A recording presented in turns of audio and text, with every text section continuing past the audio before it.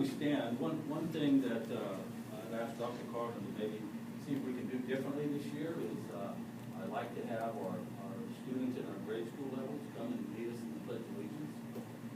Since school's not on, I've asked our students from our Real Man World Leaders program to do that over the summer, so that's why the orange shirts are here. And I asked the boys to come up and lead us in the Pledge of Allegiance, please.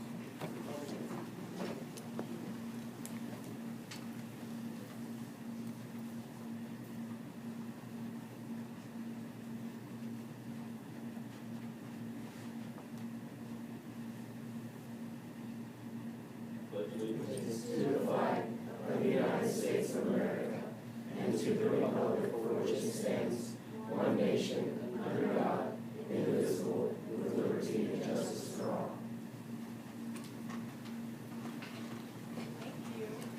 Thank you. Before you guys take off, if you guys could introduce yourselves and tell us what grade and what school you go to. Lawful, start with you. My name is Rodolfo. I am going to 8th grade and I am in 4th grade. My name is Marcus. I go to Charlestown and I'm going to be in 6th grade. My name is Jesus. I'm in 6th grade and my school is Charlestown. My name is Alonso. I'm from St. Mary's. I'm going to go to 6th grade. I'm Isaias. I'm going to go to 8th grade and I go to Portsmouth. My name is Jonas Cruz, and I'm the Executive Director of Real Men, Real Leaders, and I guide young men to become leaders.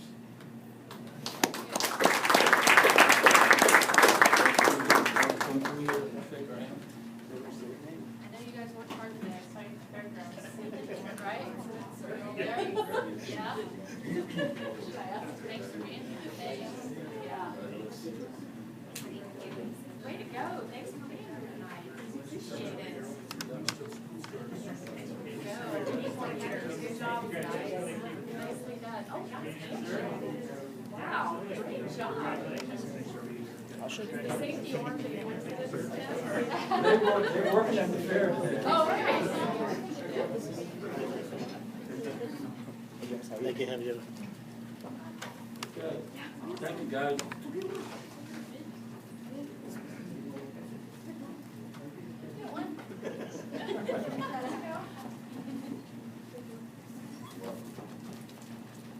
Okay, we can have approval of the agenda, please. Mr. Chairman, Mr. President, I recommend approval of the agenda with the following amendments. Additional certified classified personnel actions for consideration, item E3. And number 2, add item H2, Garden City Public Schools District meal charge procedures revision. Again, under H2. So second. It's been moved by Mark and seconded by Jennifer to approve the agenda with those amendments. All in favor, raise your hand. Opposed, same sign. Motion carries. Thank you. Is there any public comment this evening? We'll move right down to recognition. And it looks like first up is recognition of our bus drivers.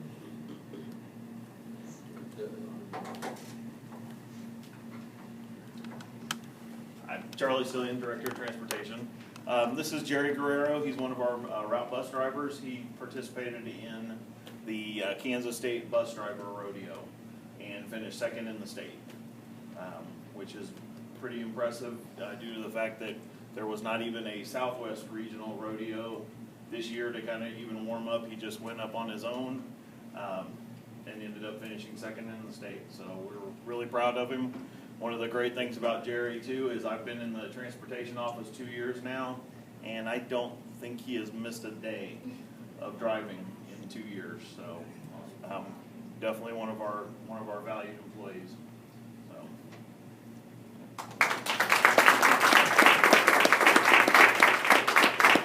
have to brag on him. He drives my kids to school and forgives me when I miss the alarm clock at least once a year. So, he does a great job. Thank you. How long have you been driving for the district? I started driving in 1991, and off and on. I mean, I've missed a couple of years here and there, but most of that I've been driving. And you've taken other trophies at the bus Yes. rodeo, correct, in the past? Yeah. Yeah, I enjoy those rodeos. It's a challenge. You learn from it. Good deal. You come by and shake your hand.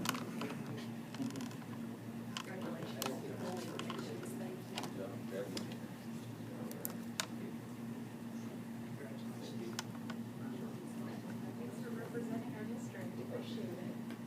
Proud of you. Thank you. Still see the last Yeah, fine, something, what have you done about this? All right, agenda item number 2 is recognition of our state champions in our spring sports. Mr. Drew?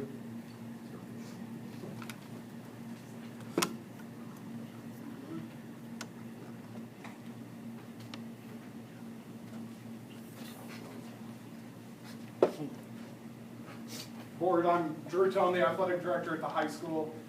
This past spring, we had 3 individual state champions. It was a very productive spring for us.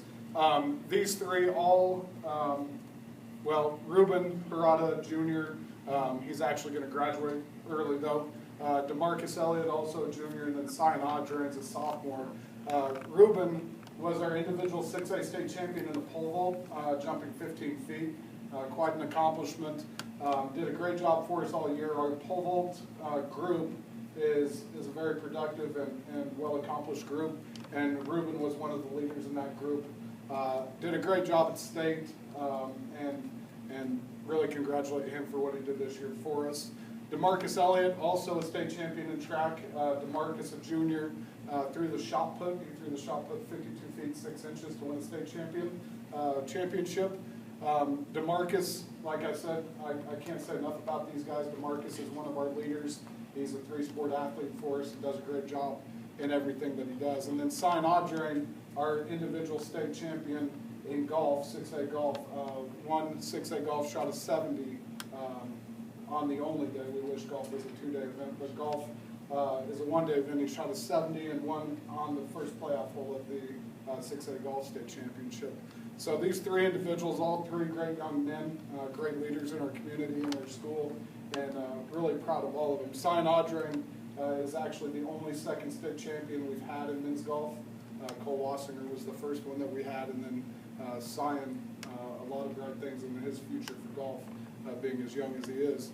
DeMarcus and Ruben, I talked to Coach Smith, and in his time coaching track, he's only had 2 other individual state champion boys in his time. We've had more than that over the course of our time, but in his time he's only had 2 others, so for 2 to happen in 1 year for us, that's a very, very great accomplishment. So appreciate everything you guys have done.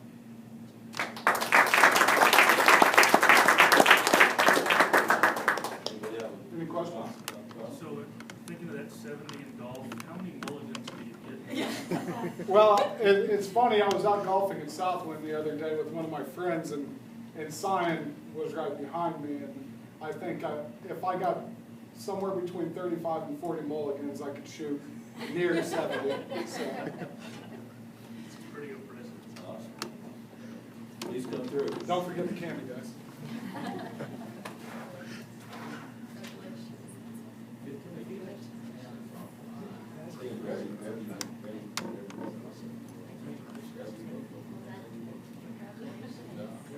I need Ken, I think somebody.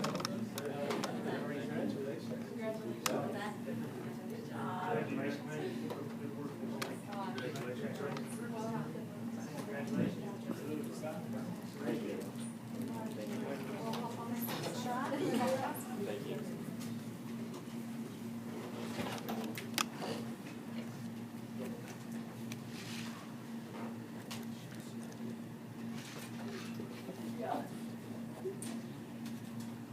Okay, looks like any correspondence?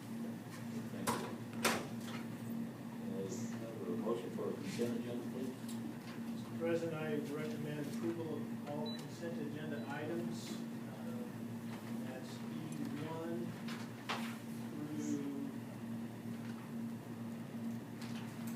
small e, and then a number of bullet points there for involving handbooks. For a second? Then moved Mark and second by Dan to approve the consent agenda items. All in favor of that motion, signify by raising your hand. Opposed, same sign. Motion carries. Thank you. That takes us up to our discussion items. Agenda item 9, curriculum reports, and Mr. Ryder, you're up Mr. first. President, I might just let you know, Laura sent me a note, she got held up in court, she is on her way, Okay. so she will be here, but she'll. Okay. Okay, we've had the Kansas Reading Roadmap for just a little over a year, and I wanted to give you an update on some of our results that we really think are promising results. But before I do that, I want to kind of lead you through the program components, just a review of that. This is a kindergarten through third grade program for reading, and it's funded by the state through some DCF funding, I believe. But in the beginning, we were told we would have 3 schools that they would fund, but we had 5 schools that were interested. So we currently fund 5 schools through that grant: Abe Hubert, Buffalo Jones, Florence Wilson, Gertrude Walker, and Victor Ellis. The criteria for schools to be included in Kansas Reading Roadmap are that over 50% of our students, or 50% of the students in the school, have to qualify for free or reduced meals, and the district has to be involved in the Kansas MTSS process. In addition to that, a student can be in the programs if they qualify based on our screener for MTSS, which is our Ames Webs at this time. The program components, in addition to summer school, is an after-school program that runs from September to May, and the Life Family Involvement, which stands for Literacy Integrated Family Engagement. This is an 8-week program for 8 different families in the spring and in the fall for both schools. I don't know if you've been invited to one of their graduations at the end of the 8 weeks, but if you haven't and you want to attend, this is something that's very motivating, very powerful.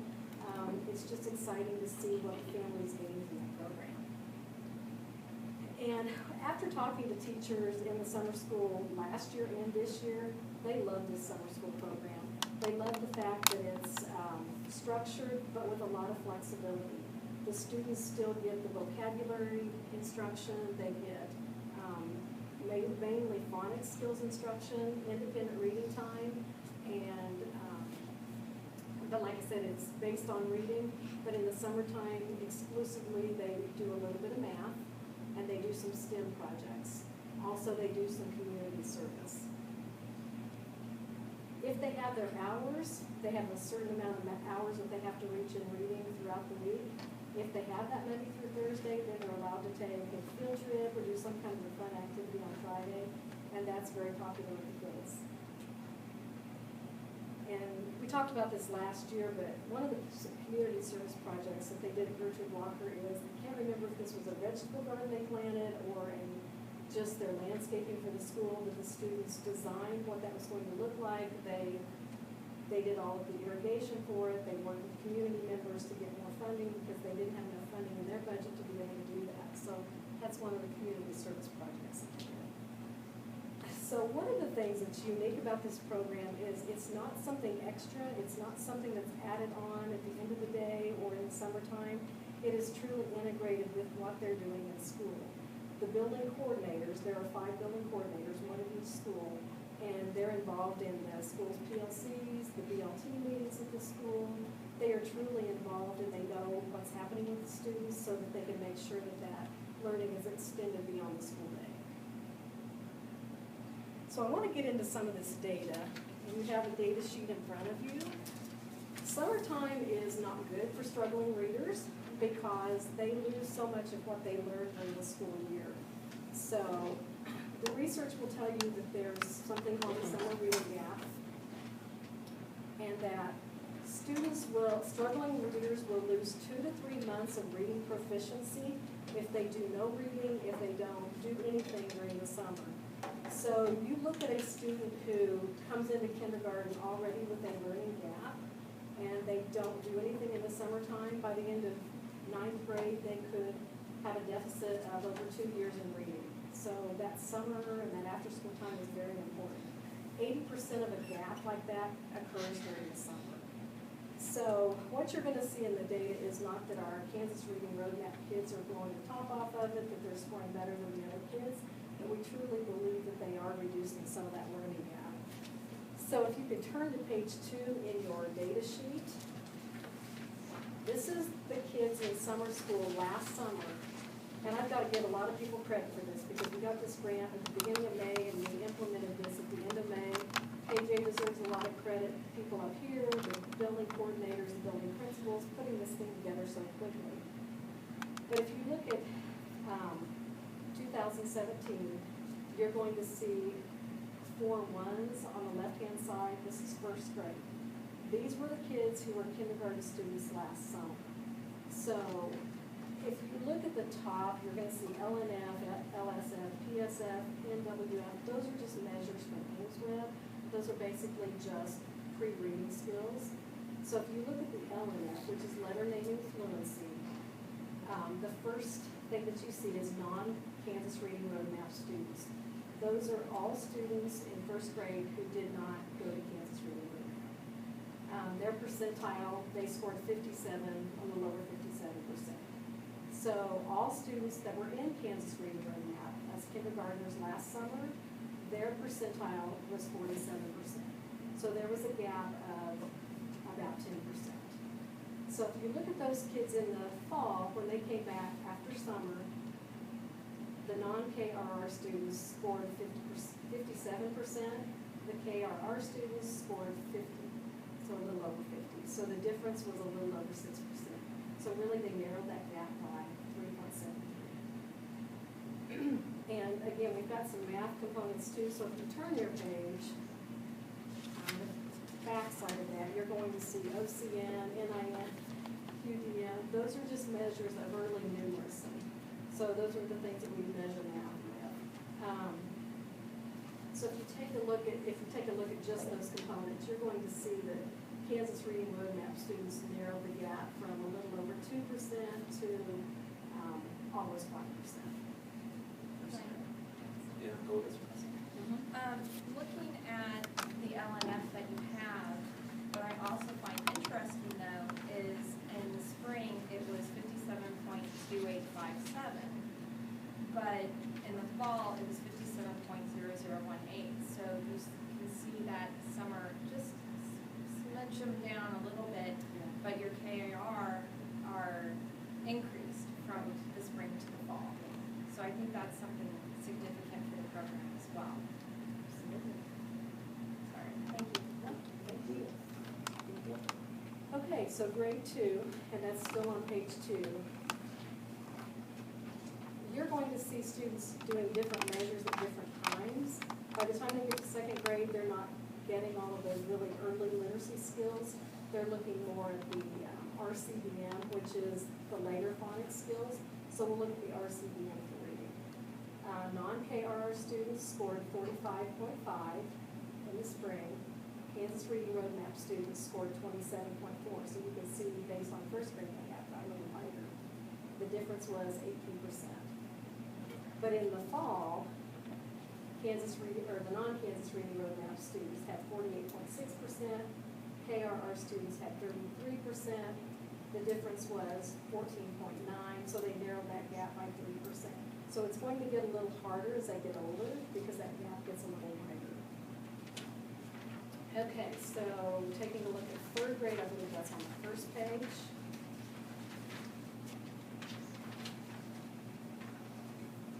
And this is an interesting one. By the time they get to third grade, we're really looking at the RCBM, which is the later phonics skills.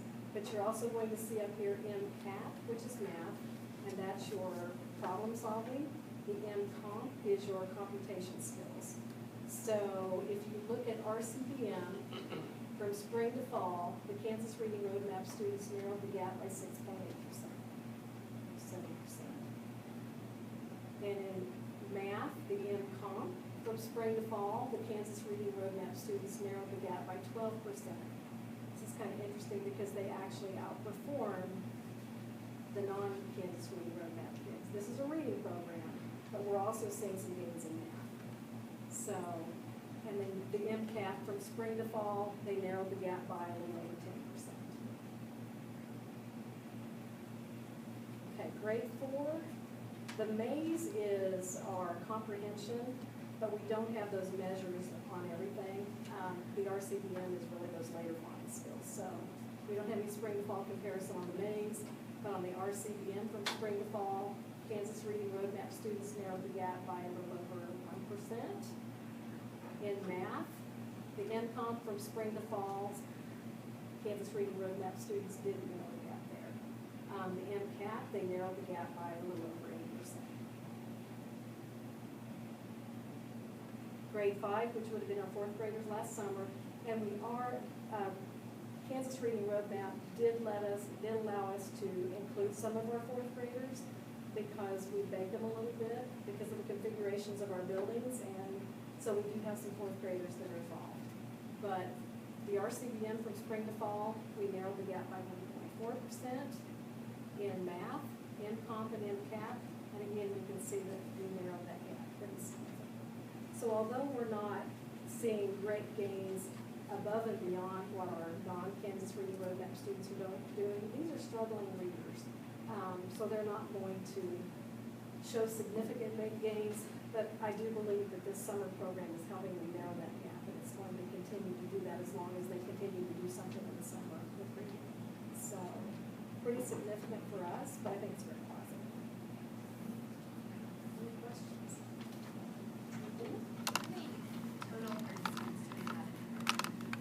They're allowed to have about 72 in each building, and I think in a lot of our buildings we came pretty close to that.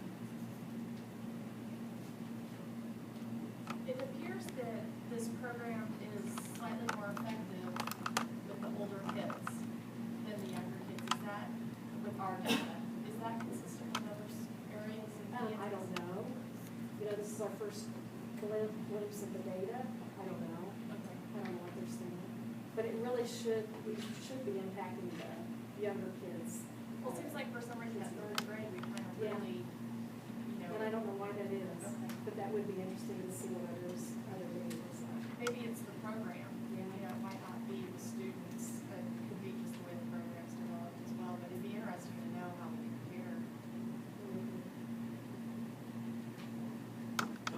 You said allowed 72 approximately each building. Do we have to turn some kids away, or some kids that could have benefited from this that maybe fall in that eligibility range? Do we need more program, or is this good for now? I really think we need to expand the program into other schools. I mean, I wish we could, because I get phone calls all the time from parents wanting to know if their students can go to Kansas Reading Roadmap. You hate to say no, but it's only in those 5 buildings, and it's only for those kids who qualify. So certainly, I mean, it would be great if we could impact more students, because there are more students who could benefit. And another question, we're able to do this primarily because of the grant funding that's provided. Of course, there's other aspects of that, you know, after school hours and costs involved with that. But so maybe as we get more data, if this looks like a pretty effective program, which the initial data indicates that, maybe we would want to think about district funding. That would be a great idea. The teachers love it. Just a short tail on that comment. So we received grant monies for 3 buildings, but we're utilizing it for 5. So are we absorbing? They were the actually difference? going to fund 3 buildings, but when we had 5 that expressed an interest, they funded all 5. Oh, good, okay. So, I yeah. thought we absorbed the difference, so great. They had to apply, all 5 had to submit an application. Right. So after they saw their applications, they That's great. Clearly, there's a level of commitment in each building in order to even do the program, so maybe it depends on each building and resource availability, that kind of thing. It's a fascinating program. And I love the fact that it's not an add-on, like most of our after-school or summer school programs have been in the past. It works right along with what the students are doing in school. They look at the same data and they try to make the best judgment for kids.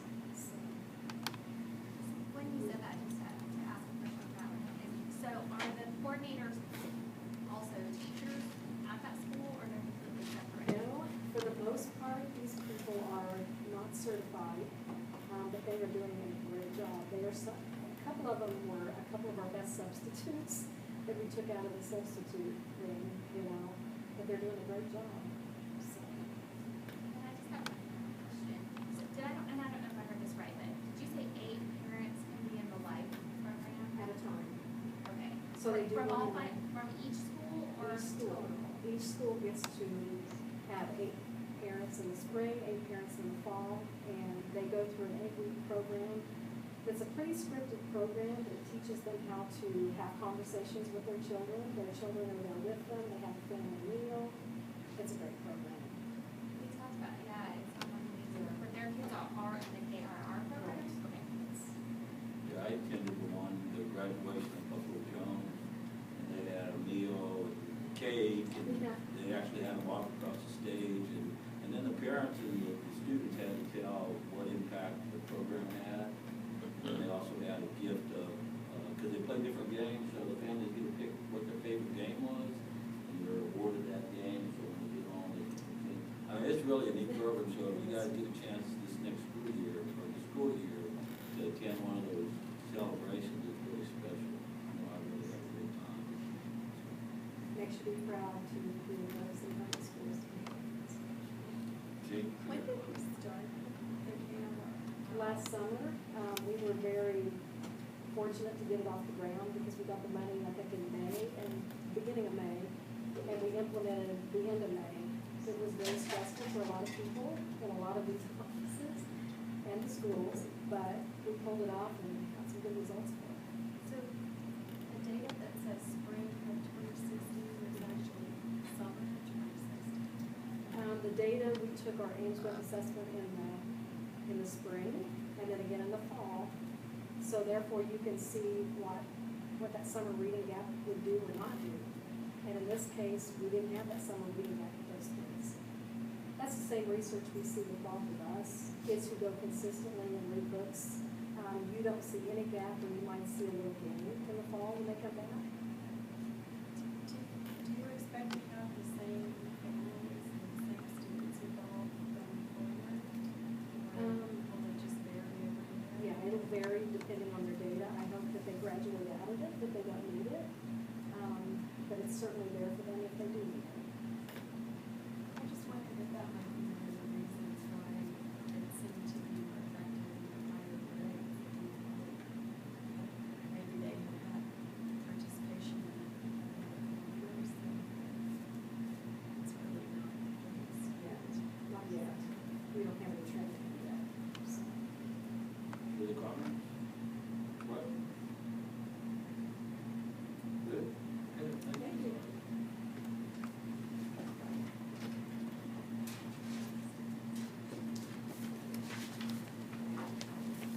Next is our state assessment results.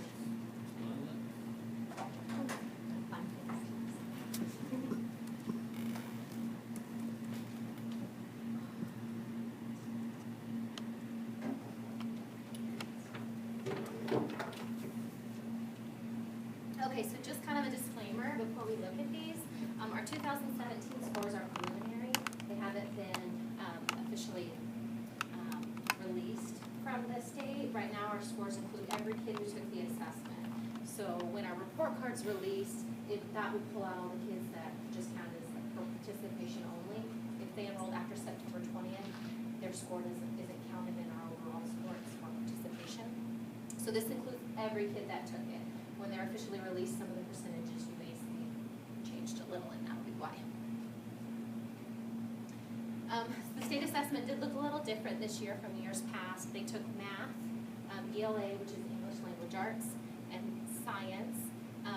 Math in the past was 4 parts, and it moved to 2. ELA was the same, went from 4 to 2, and then science was 2 parts as well, and that was then reducing that testing footprint. The first part was the same. Kids took different questions, but as far as the academic level was the same. The second piece of all those tests were adapted, so it adjusted to how they answered the first day. Grades 3 through 8 took the test in math and ELA in the 10th grade. Science was 5th, 8th, and 11th. Science scores haven't been here this year. We just have math and ELA. They did not take a social studies test. That'll rotate every other year, so they will do that next year, or this school year. And then KLPA, grades K through 12 are tested. We have preliminary results on those, but they're still doing the data cleanup. So those, we found some errors in our data, so we're working on cleaning that up before we share. I tend to go fast, so. I'm not going to read this whole thing to you, but just kind of a reminder how our mind has shifted when looking at state assessments. So teaching to the test is no longer what we're doing or where I guess our test is geared towards. We're looking at more teaching to the standards. So with that change, any spike we see is going to be a lot gradual. We're not going to see huge increases because they can't narrow down scale and just teach specific to that. I'm looking overall, so our trends will be more gradual. This is a criterion reference test, so it's just based on a set of criteria. So when we are comparing year to year, it's not valid or fair to compare third grade last year to fourth grade this year, even though it's the same set of kids, it's a different test, different criteria. We can, however, compare third grade to third grade, same test, and that would be more to identify weaknesses, areas that we're struggling in, or areas that we're doing really well.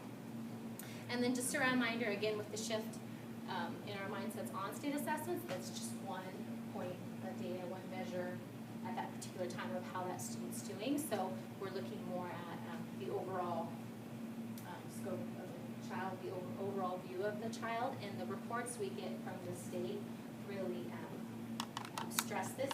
Our reports are not as specific, they're more general. And I shared this last year, but just a reminder, because it's been a while, these are the 4 levels, the performance levels of the state assessment. Level 1 is considered below level.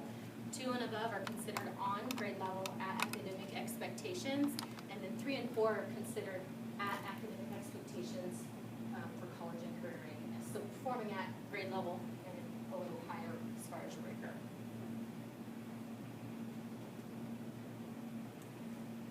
This is, the top is the state, and then the bottom is our district. And again, these are preliminary, so this will be shifted once grade report cards are released and our kids are pulled out that were just for participation. So this is ELA. The bottom one is 2015, which was the first year we took this newer state assessment. The top is 2017. Something to keep in mind is these are even though it's a state assessment, these are 3 different versions of how the assessment was given. 2015 was 3 sessions, nothing was adaptive. 2014 they had 4 sessions, it was adaptive, plus it had a MDPT, a performance piece with it. And then last year we had 2 pieces, only 1 adaptive. So same title, but definitely variance in how it was given. So just some overall things that I see when I look at the data. We are following the trends of the states. So orange is our level 1, which is our below level. State was increasing, and so our increase was bigger. We have some ideas on how to address that or that are already in motion. And again, our level 2s decreased when theirs decreased. Our 3s. I have all this written down because I was going to get confused. Our 3s decreased as well as theirs, and then our 4s increased as well as theirs. So same trends. Again, the biggest one is our ones increased more than theirs. When we adopted our ELA curriculum, it was right after the Common Core standards were adopted for the state. So we're going into an adoption this cycle. So there's a lot more curriculums out there that have spent time really matching them to the standards. We got some really good options we're looking at for next year. So I think that's exciting to me. I think that will help address some of this. Here's our math. Again, the top is the state, the bottom is our district. Again, these are preliminary. And again, the tests are different. Just like I described the ELA, 2015 was not adapted, 16 was, but had 4 parts. It also had a math performance piece. And then 2017 was 2 parts. One of those parts was adaptive. So I'm really excited about this, so I'm going to talk a lot about this. But so our level 1, as you see, our trends match what the states do. But what I'm excited about is